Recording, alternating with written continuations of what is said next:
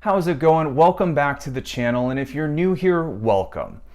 If you are looking for a blueprint of how a modern institution should operate and what it should look like, then look no further than Designing the New American University by Michael Crow and William Dabars.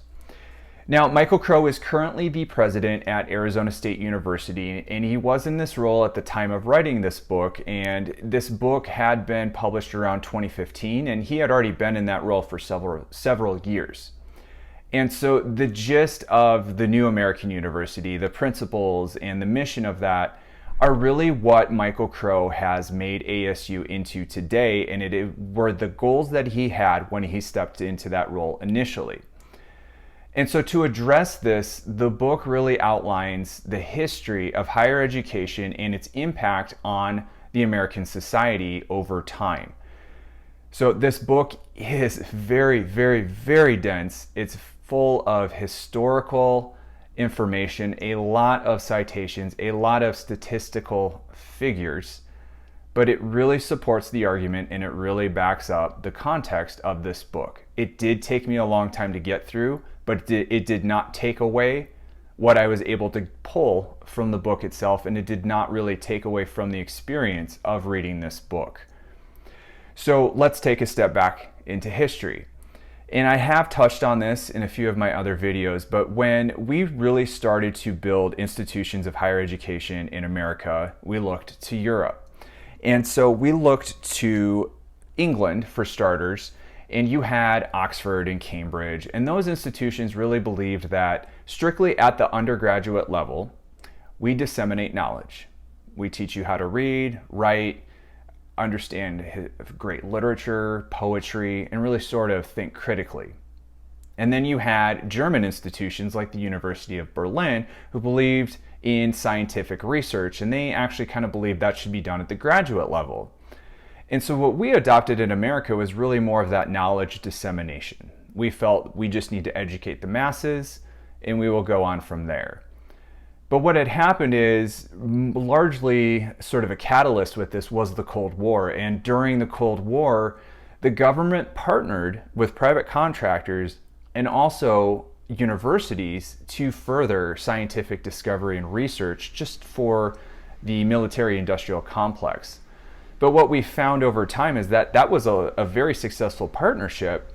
And so there really was something to higher education institutions and research and that scientific discovery when it was originally believed that scientists do that, not educators. And so in designing a new American university, they believe that the modern premier research institution should be both. It should be one who disseminates that knowledge to undergraduates, and it should be pursuing scientific discovery and partnerships with private sector industries as well as the federal government. And not only that, when we look at higher education as a whole, we really think of the first thing that comes to mind are the prestigious institutions like the Ivy Leagues or Stanford or MIT. But we can't quite define what prestige means. Everyone, when we come up and we look at attending higher education or college, we think of those schools. But can you really call them prestigious, and can you really say that they are delivering on their mission when they are admitting a small number of high-achieving students who are fully prepared to handle the academic rigor of higher education? Can you argue that they are contributing to society in that way? And that's what these authors argue. Because what they say is with the new American university, you should be allowing access to everyone in your immediate community who is capable of attending school and doing everything you can to provide them with that knowledge and to produce them as graduates. Because what you are doing is now you are offering an opportunity to underrepresented groups and groups who are on the lower socioeconomic scale who otherwise wouldn't consider college or wouldn't be able to afford college, and you open your doors to them and you produce them as graduates. Because not only are you providing that education to a larger group of people, but they are now going out into the workforce in their local communities as educated graduates, and that in turn benefits society and contributes to the economy. Now, they argue you take that approach and you pair that with the discovery or the production of knowledge through research and partnerships with the private sector and the federal government.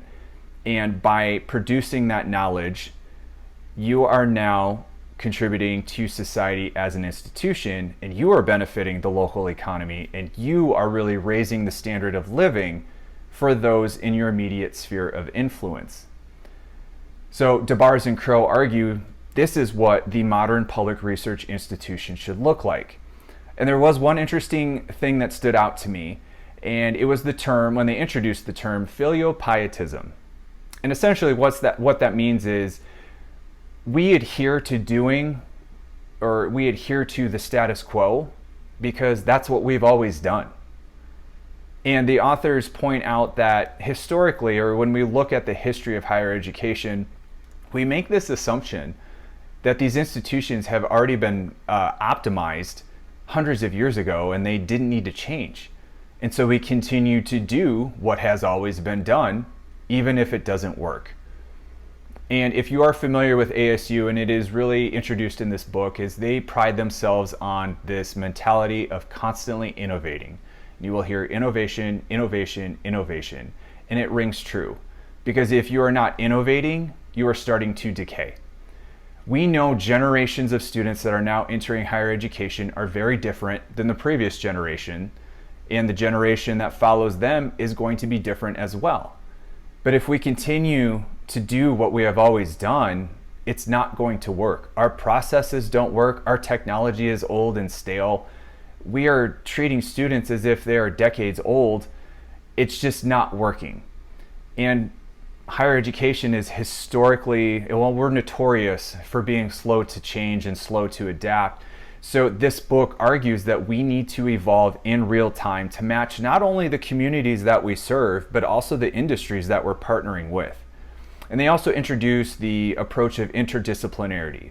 And that is essentially taking multiple disciplines and those experts in those fields who wouldn't normally interact with one another, but bringing them together to solve a larger problem. So you would be taking someone from a STEM field and someone from a humanities field and putting them together with their expertise to solve a larger problem, because that's how real world problems are solved. Traditionally, we would look at scientists being scientists and studying in their labs, and we would look at poets analyzing and translating and writing poetry, and those two would never talk. But when you bring them together with a collaborative mindset, they can actually find innovative solutions to evolving problems. And so this is another approach that Crow and Dabars feel should be part of the modern research institution. And a lot of schools are starting to adapt that. You will see interdisciplinary as sort of this trendy term.